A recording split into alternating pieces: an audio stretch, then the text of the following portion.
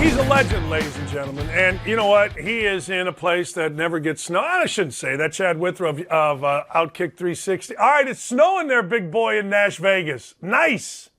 Dan, we need some advice from you. You're the one that's familiar with the snow up there in Indiana. I mean, I have no idea what to do with myself right now. Do I stay inside all day? Do I try to brave it and go into work today and go to the studio in downtown Nashville for Outkick 360 later today? I have no clue. So I come to you. You are the genius. You are the one I've come to for all directions in life. And now I definitely need snow directions here in Nashville. Go as fast as you can and lock the brakes and see what happens. Perfect. I knew you would have the answers. Yeah. All right, I got to get into some stuff with you because this was an incredible – this was a monster weekend, right? This was I don't know. This was – let's go college first. Chad, I usually ask a question, but I'm going to I don't know, opinionize here when I say I don't think I saw anybody look better all year than Georgia. Can Alabama beat Georgia again? Dan, I saw no one look as good as Georgia all season. And that's why I was in Atlanta for that SEC championship game, and I was shocked to watch what Alabama was able to do in Georgia that game. Georgia was so uncharacteristic. They showed that, they hadn't played behind all year. And when they got a little bit behind, they were uncharacteristic. And Stetson Bennett, let's face it, he's not a very good quarterback when he's pressing. He's played from ahead all year. They've been able to control the game. So that outcome just completely shocked me. But it doesn't surprise me to see Georgia look like the best team in America on New Year's Eve with those two games happening because Georgia's been the best team all year. Not only has Georgia been the best team, there's been a sizable drop-off from Georgia from number 1 to number 2 until that SEC championship game. And the master himself, just like Dan, you're the master of all things snow. Nick Saban is the master of all things coaching. We saw the master dominate the pupil in that game. Now, one thing I found really fascinating about that Georgia performance, they came out and threw the ball against Michigan. They didn't have to run it a lot. They put the game in Stetson Bennett's hands. And I think that was sort of a sign to the college football world and to Nick Saban that, hey, we're starting the guy who's not the 5-star prospect. We're going with our guy, and he can go win a football game against a good team for us. I think that was huge for Georgia. And then on the flip side, Alabama defensively, I thought was just masterful against a really good Cincinnati offense. Did Cincinnati belong? Yeah, they belonged. This is what I always laugh at with my media friends in this, right? It's the merit-based system. So I want to see more about what you've done than what a college football committee thinks you can do, right? So Cincinnati did everything they could, and they went on the road and they beat Notre Dame. So in terms of did they belong, yes, based on resume, and that's how I want to rate these teams. I don't want to look at it because I thought Alabama would kill them, and they did. But I don't want to look at it as this is what I think will happen. I want to do it by this is what this team has done. This is what they've earned. They are one of the 4 best teams in the country based on resume, based on every other team in America and what they've done. So from that perspective, Cincinnati absolutely belong. Do they look like they belonged against Alabama from a talent standpoint? Hell no. And I think America saw that as well, and it's probably what we knew going into the game. But just because Cincinnati is not on Alabama's level, I don't think makes them unworthy of that 4th spot and a spot in the college football playoff. Here's the deal, all right? I could be crazy, and you tell me I'm wrong, but I watched Michigan beat the living hell physically out of Ohio State, and then they beat the thick ankles of Iowa, beat the living hell physically out of Iowa. That's the last 2 games. But I saw them physically get the living hell beat out of them by Georgia. We don't ever ask the question because Ohio State has carried the banner. Did Michigan belong? Is anybody in the Big Ten good enough other than when Ohio State's really good to compete with the 2 top teams in the SEC? Well, it's hilarious that you bring that up because Taylor Lewan here in Nashville, who plays left tackle for the Titans, tweeted something out after Cincinnati got beat down and said, well, someone had to be the sacrificial lamb for a Power 5 program in a game. And then later that night, Mike Vrabel, Ohio State alum and his head coach of the Titans, said, "Well, make that 2 lambs," with the lamb emoji next to it, that. talking about Michigan. So you bring up a valid point. Michigan didn't belong either. And I think that's not – I don't want to make this a knock about Michigan or Cincinnati. Those teams belong based on merit, based on their resume, based on what they could control. But, Dan, I think what we have this year, and this is my chief gripe about the college football playoff and what it has created, and I don't think it's good for college football. When you have a 4-team playoff that consistently gets the same teams going into it year after year, you've created an imbalance where it is Alabama and Georgia. And I really think throughout the season, other than the one game head-to-head, it's Georgia, drop-off, Alabama, enormous drop-off, and everyone else. And that's what we saw in this college football playoff. It's Alabama and Georgia. They're clearly the 2 best teams in the country. And then everyone else is way down the list in terms of competition. And that's just where we are right now in college football. And I think expanding it, people want to argue, well, expanding it, not going to, help you create a new champion. Well, it's less about creating a new champion or even a new Final Four as it is adding good competitive games to a college football playoff and keeping more programs interested in possibly having a chance in college football's version of the big dance throughout the season. To me, that's the benefit of expanding the playoff. Me too. And I go back, to what you said. I mean, look, these games haven't been good. You can throw Clemson in there. You can throw Ohio State in there. You got basically 4 teams that have kind of dominated the thing, Georgia being one of them. I look at the Big Ten, I'm like, man, Michigan got the hell beat out of Michigan State a few years ago, maybe the first year. They couldn't get beat any worse. I don't know. It's fascinating. We want to pick on Cincinnati because they're the new kid, the young kid, easy to say they didn't belong. But, man, Michigan didn't look any better to me. Hey, in your town, big boy, that was a hell of a game, Purdue and Tennessee. And the Rose Bowl was a hell of a game, too. I'm going to throw this out. I get what Herb Street's trying to say. I do. I disagree with it. I think players work harder.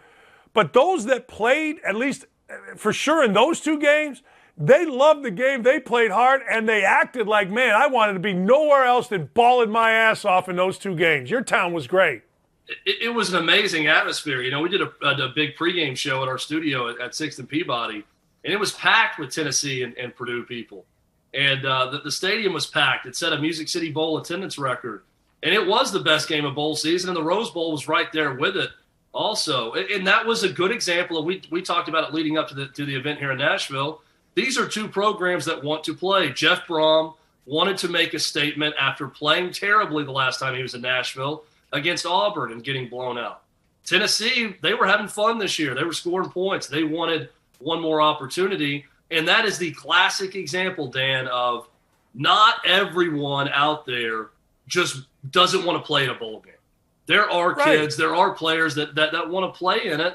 And I think what Kirk Herbstreit said is completely fair. Look, you and I think we love what we do for a living. But there are plenty of people out there who may be good at what they do professionally or good at what they do in life that don't love what they do. They don't like it.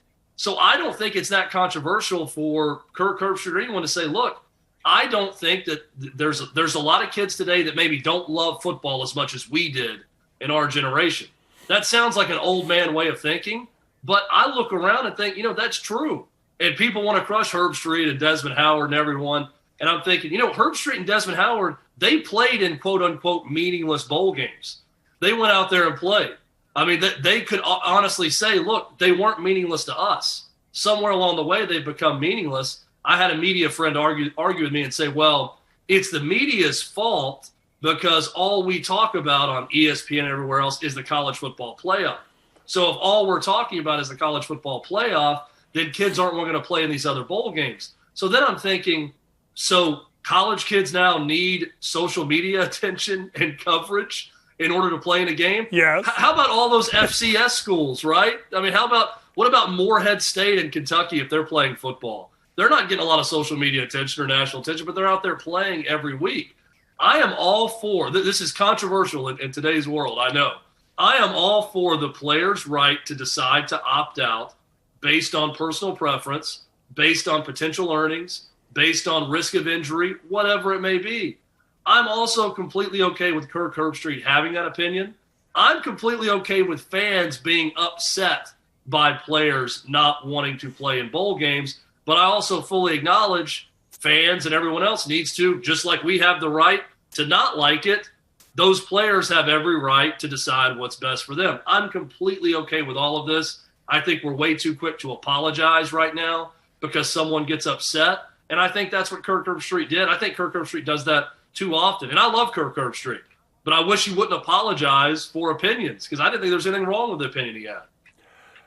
Yeah, I mean, look, what I thought was wrong was people can all of a sudden attack Kirk instead of do what you and I are doing right now, which is discuss it. I used to argue with ESPN all the time. I don't know about argue, but I'd be like, look, why are we, we did a thing back where we talked about green room guys, meaning these are the best guys in the draft. And I'm like, why are we doing that? I heard Mark Jones, well, you got to protect the bag. I don't think it's any one thing. We talk about the next level way too much, but that's not the only reason kids don't. And I agree with you. Look, here's what I've said, Chad. You want to opt out? Fine. You want to play? Fine. The game goes on. It's great theater, and I loved every minute of it this weekend. I swear to God, I watched more bowl games than I've ever watched because my wife was sick and it was raining and crappy out.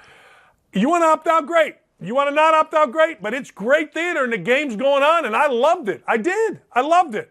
There you go. I am right there with you, Dan. I loved it. And on the Matt Corral thing, I hate how Matt Corral's ankle injury became this big referendum on players opting out. Yeah. All the media comes in, well, this is why you opt out of bowl games. I don't want to hear about people having a problem with opt-outs and this and that. Here's the way I look at Matt Corral. Again, I am completely okay with a player taking risk into it, deciding what's best for them based on draft projection, whatever, based on money they're going to get from an agent, based on their desire to go work out for a combine, whatever it may be. I also completely love Matt Corral and anyone else who stands up there and says, I'm not where I am if not for my teammates. So why would I abandon my teammates with one game left to play? I love playing the game. I'm going to go out there and play in this game. I reserve the right to like those players a lot more, and I do. Just naturally, I'm always going to be a Matt Corral fan now because he stood up there and said, it's not that I hate Kenny Pickett. Don't get me wrong. I'm going to be a big Kenny Pickett guy too in the NFL. But I love that Matt Corral can sit up there and say, my teammates got me here. They helped me get here. They've got another game to play. I'm going to go play this game with them. Me too. And you know what? If Matt Corral's good enough, he'll play in the NFL. Yep. That's just, that's what's going to happen. Are there too many bowls? No. And I know this is probably a dissenting opinion based on a lot of college football people. Not to me. I love it, Dan. Maybe I'm weird with this, but I get that it was the Music City Bowl, which it's now because there's so many games, almost an upper level bowl game. Obviously, the Rose Bowl is a good game, but those are two examples of why it matters. And you can go that week leading up to Christmas, and I'm sitting up in Nebraska at my in-laws' house in a basement, like you, holed up, and I'm watching games that whole week. I'm watching Army beat Missouri, an SEC team. Yes. And I'm thinking, if we cut the bowl games in half, Army's not playing in a bowl. This game's not happening. Florida and UCF. You think it mattered to those UCF people because Florida ducks them and doesn't want to schedule them? They got a shot at them, even if it's a Florida team that's got half their roster and a lame duck coach in the game? It absolutely matters. So I get that, people aren't getting overly excited about, MTSU in the Bahamas Bowl to kick things off. But it means something to those players. And when you watch some of those games, if you actually took the time to watch some of those games, you would see that players play like it matters. And I enjoy watching games where it clearly matters to the players. It's not always the case. And in some games, you clearly get one team that it matters more than the other team. And that's fine. But it's more football. When did we start complaining about more football? I don't understand. What a great – I'm fine with bowl games because it's more football. Chad, if the thing we have to bitch about in this country is too many bowl games, we got a great country. Holy cow. Well, go watch Netflix. If you're a writer out there and you have a problem with it, I'm thinking there's a lot of good programming on. You just go binge something. No one's forcing you to watch these games. They're clearly profitable for the networks. ESPN makes money off of these games. If the teams want to go play in them, let them go play. They're not inhibiting your enjoyment at all. Just don't watch it if you've got a big problem with it. But as we see, these are weeks where a lot of people are at home. They're sitting around, and they like to watch football. They like to watch bowl games like you and I. We like football. We like to watch it. I'm all for these bowl games. I've got no issue with it. I hate to say this, but I was watching a bowl game and flip over to a basketball game, and I'm like, oh, this is boring. I hate to say that. I'm a basketball guy. Yeah. But, and the other thing is this. Every guy my age or Herb Street's age, I'm a little older than those guys, everybody always says, man, if I could put that uniform on one more time, right? If I could put my, well, these guys get to. So I'm all in. All right, let's go to the NFL. Your Titans clinched. Not only did they clinch the AFC South, they are playing for the number 1 overall seed without the best running back in football, Derrick Henry, for most of the season. It's pretty good in Nashville. Why'd they do it? How'd they do it? 88 players they used this year, a new NFL record, a strike season record, which is crazy to think about the guys they've rolled through there. Deontay Foreman, they pick him up off the scrap heap, comes in for Derrick Henry, and he's top 5 NFL rushing since week 12. Once he became the dominant back, he's been great. It shows me, Dan, that this offensive line is really good at run blocking, first and foremost. Derrick Henry is spectacular. I'm not taking anything away from him, but this is a good run blocking team, and with the right running back, they can do some damage on the ground. It's really been a remarkable job by Mike Vrabel. Think about they're probably going to be the number 1 seed in the AFC. They're going to get a bye and not play until the divisional round and have home field to the Super Bowl if that happens for them. They lost to the Jets and the Texans this year, and they were still able to make that happen. They played half the season without Derrick Henry. They played half the season without A.J. Brown. And every time I talk about the Titans, I feel like I'm talking about a different version of the Titans. First it was, okay, here's what they look like without Derrick Henry. Then A.J. Brown goes out for a number of weeks. Okay, now their offense is really bad without Derrick Henry and A.J. Brown. And oh, by the way, Julio Jones they traded for has been a complete non-factor all season. So this team just continues to sort of go through this metamorphosis throughout the year of who they are. And Clay Travis reports it, Derrick Henry working out on his own in the facility should be a go for a playoff game.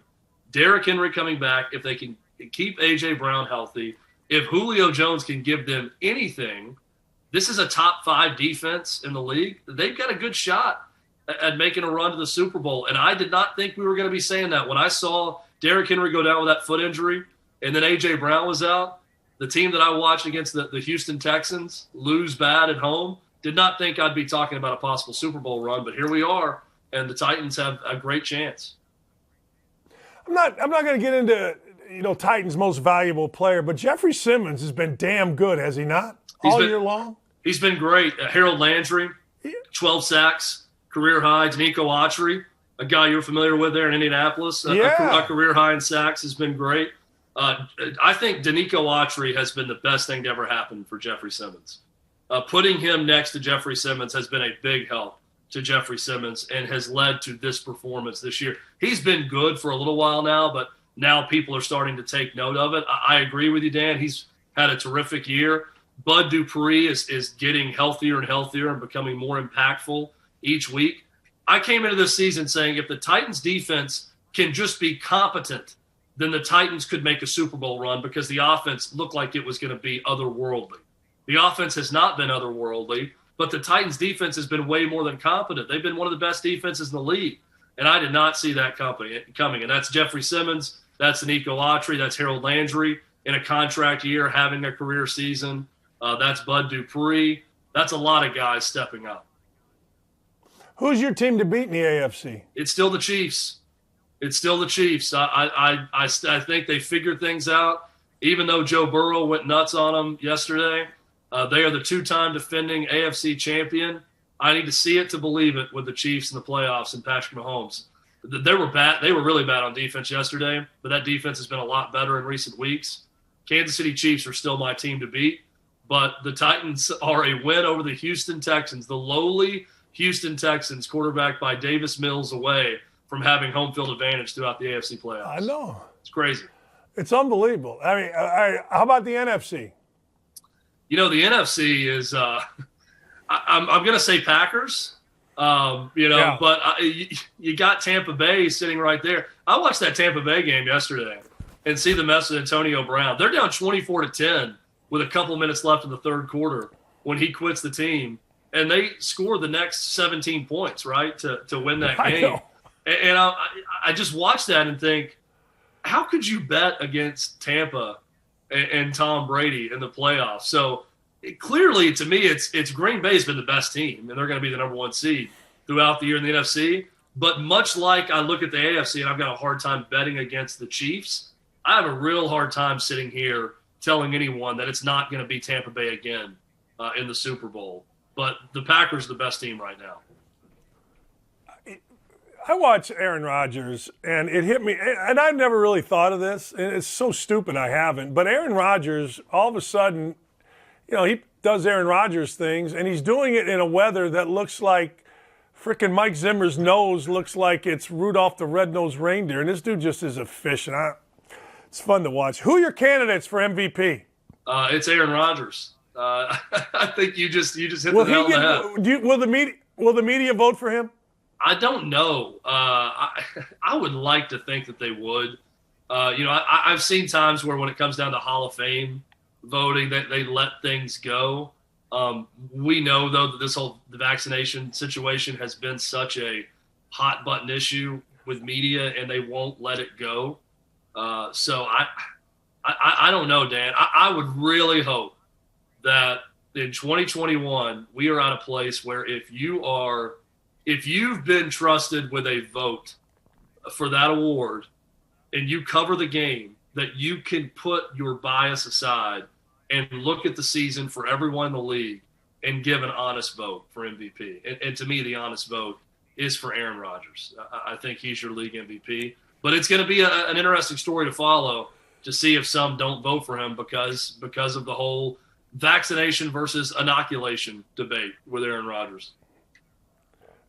If they didn't vote for him, would you go Brady and Burrow? What would you go? I would definitely look at Brady, Burrow. I'd look at Cooper Kupp if you're trying to go non-quarterback. I would really love to see a non-quarterback win it at some point. I know that's probably fool's gold, but I would look at that guy. A throw in Jonathan Taylor of the Colts if you're looking at non-quarterbacks. But it's going to be a quarterback, and my money right now is on Aaron Rodgers. But I would throw those guys in as well. Yeah, here in Indy, we're all excited about Jonathan Taylor. Should be. I got to tell you, I'm not so he's great, but I'm not so sure Joe Burrow, what he's done late here, doesn't move him ahead of the non-Rodgers, non-Brady division. Because those two guys, I'm voting Rodgers. I don't give a damn if he's vaccinated, inoculated. I was going to say another word, but I don't want to because I got respect for ladies on my show. Coach of the year, who you like? Coach of the year is Mike Vrabel of the Titans. That would be my vote. I mentioned earlier, 88 players have cycled through there, an NFL record. He's had tons of injury issues, and here they sit, a win over Houston away from the number one seed. And I think just the mentality that he brought to Nashville with the Titans has been so key that the standard now, all the players after the win yesterday were talking about it, the standard now is different. First time that this franchise has won back-to-back division titles since the early 60s when the Houston Oilers were part of the AFL, not even an NFL team at the time. So it's a different mindset in Nashville now under Mike Vrabel. I think he's your NFL Coach of the Year. Yeah, what's he – on a daily, I like Vrabel. Vrabel apparently used to listen to my show once in a while, I guess. I don't know, but what is Vrabel's persona, on a daily basis with the media? What's he like? He's a contrarian. He loves Outkick. I know for a fact that he's a big fan of Outkick. I know he does. He likes you. He loves Clay. Likes us. I mean, he is a guy that he likes to question things. He likes to give people crap. I mean, that's just – he's got like a lot of the Patriots of that era, I don't know if you're watching Man in the Arena with Tom Brady, but Vrabel was a part of one of those. A lot of those guys just have this natural built-in chip on their shoulder about competing and about everyone else and about their opinions. And Mike Vrabel is no different. He gets into it with the media here over some things. At times it seems a little petty that he should just move on, but that's not how he's built. You know, he lets things fester and he'll call people out. And it's worked for that team. That locker room and that team have kind of taken on his personality, and I think it's helped the Titans immensely. The game I was at when they played Indy, I mean, shoot, they were down all kind of guys, and next thing you know, that was at Tennessee, and sitting there watching it in the stadium, they were just a tough group that knew they were going to win. I mean, I remember my wife, I've told you before, is a legendary coach, and she's like, you can just tell the Titans know they're going to win, and that comes from the coach. That comes from the environment. It's good stuff. What do you got in the show today, big boy? We have got a lot of reaction from the college football playoff. We've got a Tennessee-specific hour. We're going to get to the Titans being the number one seed. Mondays are fun, Dan, as you know, especially after a long weekend. And you had a long week last week also to react to. But we get to come back and just talk about everything that's happened without a lot going on. So it's going to be a fun show and plenty to discuss. I'm sure we'll talk a little Antonio Brown also. Yeah. Yeah. Appreciate you, my man. Thank you so much. Always you guys always are fun, awesome. Dan. Yeah, no, you're the best, man. Thanks for having me on. Appreciate it.